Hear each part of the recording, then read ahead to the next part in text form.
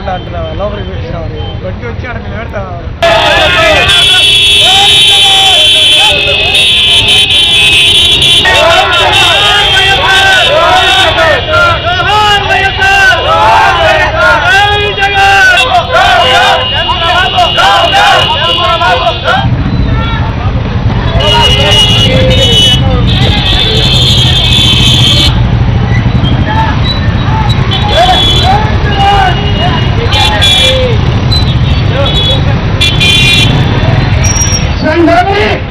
అంటే నిజంగా ఉన్నతమైనటువంటి పదవి. నేను అడుగుతా ఉన్న నరేంద్ర గారు, రాజ్యాంగం అంటే నీకు భయము భంగమైనటువంటి పవిత్ర గ్రంథాలు, ఈ రాజ్యాంగం కూడా అంత పవిత్రమైనదని గవర్నర్ గారు తెలుసుకోవాలని ఈ సందర్భంగా నేను మనం చేస్తాం. అడుగులు మడుగులెత్తుతూ వారి పచ్చి పండుగ విధానం ఎత్తుకొని నలుగురు వైఎస్ఆర్సీపీ ఎమ్మెల్యేలు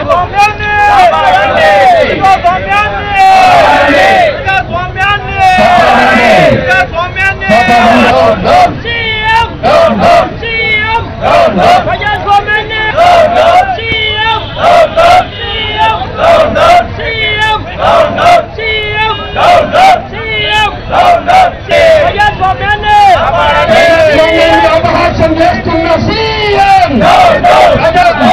ప్రజాస్వామ్యాన్ని అపహాస్యం చేస్తున్న సీఎం.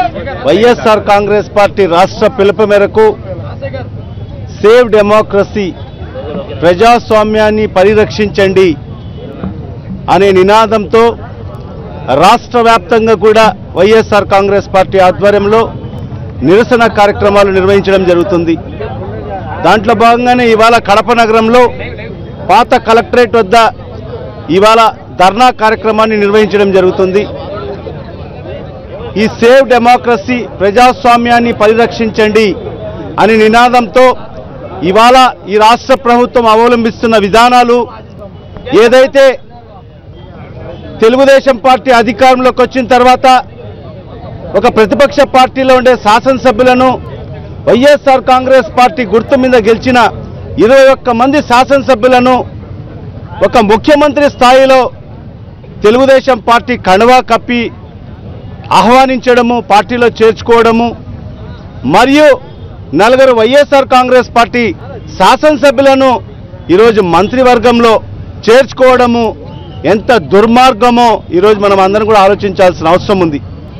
ఈరోజు భారత రాజ్యాంగం ప్రకారం, చట్టం ప్రకారంగా ఏదైతే ఒక పార్టీ నుంచి గెలిచిన వ్యక్తులను ఏ విధంగా ఈ ప్రభుత్వం తమ ప్రభుత్వంలో మంత్రి పదవులు ఇస్తాదో ఈసారి ఈ ప్రజలకందరూ కూడా సమాధానం చెప్పాల్సిన అవసరం ఉంది. నిజంగా ఇప్పుడే చెప్పినట్టుగా ఈరోజు భారత రాజ్యాంగం చట్టం ప్రకారం ఎవరన్నా పెళ్లి చేసుకున్న తర్వాత నిజంగా పెళ్ళైన వారితో కాపురం చేయాలి తప్ప ఇవాళ ఇతరులతో కాపురం చేస్తే అది కాపురం అవుతుందా లేకుంటే వ్యభిచారం అవుతుందా ఒకసారి ఆలోచించాల్సిన అవసరం ఉంది. ఈరోజు ఈ ప్రభుత్వం కూడా ఈరోజు ఒక పార్టీ నుంచి గెలిచిన వ్యక్తులను తమ ప్రభుత్వంలో చేర్చుకోవడంలో ఈరోజు దీని అర్థం ప్రజలకు ఏ విధంగా ఇస్తారో ఈరోజు ముఖ్యమంత్రి గారు వివరించాల్సిన అవసరం ఉంది. ఈరోజు ప్రజాస్వామ్యాన్ని కాపాడాల్సిన వ్యక్తులు, పెద్దలు ఈరోజు ఆ ప్రజాస్వామ్యాన్ని అపహాస్యం చేస్తున్నారంటే నిజంగా ఇవాళ ఎంత దుర్మార్గమో మనం ఒక్కసారి ఆలోచించాలి. ఖచ్చితంగా ఇవాళ ఈ ప్రభుత్వం ప్రతి ఒక్కరికి, ప్రతి ఆంధ్రునికి సమాధానం ఇవ్వాల్సిన అవసరం ఉంది ఖచ్చితంగా. ఎందుకంటే ఇంత దౌర్భాగ్య స్థితిలో ఈరోజు తెలుగుదేశం ప్రభుత్వం మరియు ముఖ్యమంత్రి చంద్రబాబు నాయుడు గారు ఉన్నారంటే నిజంగా చాలా దుర్మార్గం. ఇలాంటి ప్రభుత్వానికి ఖచ్చితంగా రాబో రోజుల్లో బుద్ధి చెప్పాల్సిన అవసరం ఎంతైనా ఉంది. ఖచ్చితంగా ఇవాళ ఎన్ని కుట్రలు, ఎన్ని కుతంత్రాలు వాళ్ళు చేసి ఈరోజు ఒక వైఎస్ఆర్ కాంగ్రెస్ పార్టీ శాసనసభ్యులు వాళ్ళ పార్టీలో చేర్చుకున్నా మేము ఒకటే సవాలు విసురుతున్నాం. మన నాయకుడు జగన్మోహన్ రెడ్డి గారు కూడా ఈ రాష్ట్ర ప్రభుత్వానికి మరి ముఖ్యమంత్రి గారికి ఒకే సవాలు విసిరారు.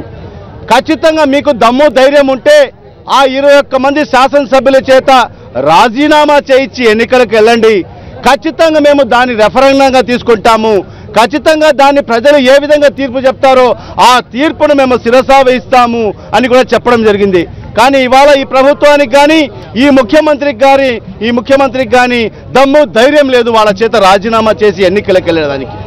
ఈరోజు ఒక ప్రజాస్వామ్యబద్ధంగా జరగాల్సిన ఎన్నికల్లో కోట్లాది రూపాయలు ఖర్చు పెట్టి ఈరోజు ఇతర పార్టీల జెడ్పీటీసీలకు కానీ ఎంపీటీసీలకు కానీ కౌన్సిలర్లకు కానీ కార్పొరేటర్లకు కానీ డబ్బులు ఏదో చెప్పి పదవులు ఏదో చెప్పి కాంట్రాక్ట్ ఏదో చెప్పి ఈరోజు తమ వైపు మళ్లించుకొని ఈరోజు గెలవడం జరుగుతుంది.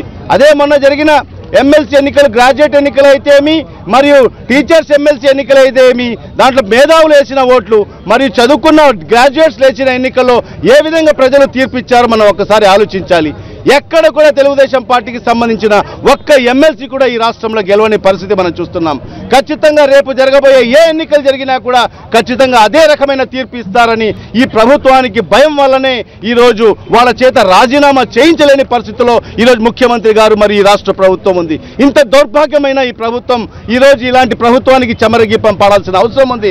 దానికోసమే ఈరోజు ప్రజలు, యువకులు, మహిళలందరూ కూడా ఈరోజు రోడ్డుపైకి రావడం జరిగింది. ప్రజాస్వామ్యాన్ని కాపాడండి అని కాపాడాల్సిన వ్యక్తులు గవర్నర్ గారు అయితేమి, ఈరోజు రాష్ట్రపతి గారిని కూడా మన రాష్ట్ర అధ్యక్షులు శ్రీ వైఎస్ జగన్మోహన్ రెడ్డి గారు కూడా కలవడం జరిగింది. ఖచ్చితంగా రాబో రోజుల్లో ఖచ్చితంగా ప్రెసిడెంట్ గారు, రాష్ట్రపతి గారు మరియు గవర్నర్ మీద చర్యలు చేపట్టాల్సిన అవసరం ఎంతైనా అవసరం ఉందని కూడా ఈ తరుణంలో మీకు అందరికీ కూడా తెలియజేసుకుంటూ, రాష్ట్ర వ్యాప్తంగా సేవ్ డెమోక్రసీ అని ఈరోజు కార్యక్రమం తలపెట్టాం.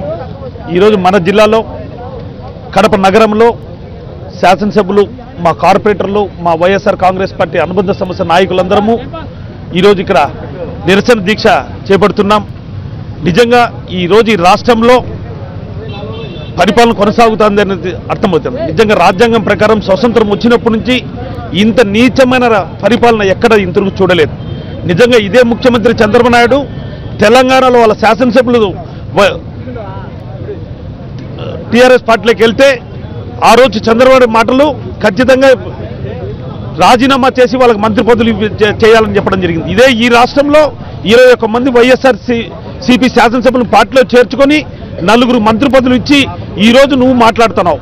ఈరోజు నిజంగా ఈ రాష్ట్రంలో ఖచ్చితంగా చంద్రబాబు చిత్తశుద్ధి ఉంటే నువ్వు నీతి, నిజాయితీ, నిప్పు అనే మాటల మీద నువ్వు కట్టుబడి ఉండేటికైతే ఖచ్చితంగా 21 మందిని శాసనసభ్యులు రాజీనామా చేసి ఎన్నికలకు పోవాలి. ఈరోజు నువ్వు ఇచ్చిన 4 మంత్రి పదవులు కూడా బర్తరఫ్ చేయాలి. ఖచ్చితంగా ఈరోజు మా నాయకుడు జగన్మోహన్ రెడ్డి రాష్ట్రపతిని, ప్రధాని అందరినీ అఖిలపక్షం కలుస్తున్నారు. ఈరోజు భారతదేశ చరిత్రలోనే ఇది ఒక బ్లాక్ డేగా ఈ రాష్ట్రంలో జరుగుతుంది. నిజంగా ముఖ్యమంత్రి చిత్తశుద్ధి ఉంటే రాజీనామా చేసి ఎన్నికలకు రావాలి. మొన్న జరిగిన పట్టభద్రుల ఎన్నికల్లో కూడా వైఎస్ఆర్ కాంగ్రెస్ పార్టీ అభ్యర్థి వెన్నపూస గోపాల్ రెడ్డి అయితేమి, టీచర్స్ యూనియన్లు అయితేమి అఖండ మెజార్టీతో గెలవడం జరిగింది. ఈరోజు మేధావులు అయితేమి, విద్యార్థులు అయితేమి, యువత అయితేమి ప్రతి ఒక్కరూ ఈ ప్రభుత్వ వైఫల్యాల మీద రెఫరెండంగా ఓటు వేయడం జరిగింది. ఈరోజు ఎన్నికల్లో ఖచ్చితంగా చిత్తశుద్ధి ఉంటే 21 మందిని రాజీనామా చేసి ఎన్నికలు రావాలని మేము డిమాండ్ చేస్తున్నాం.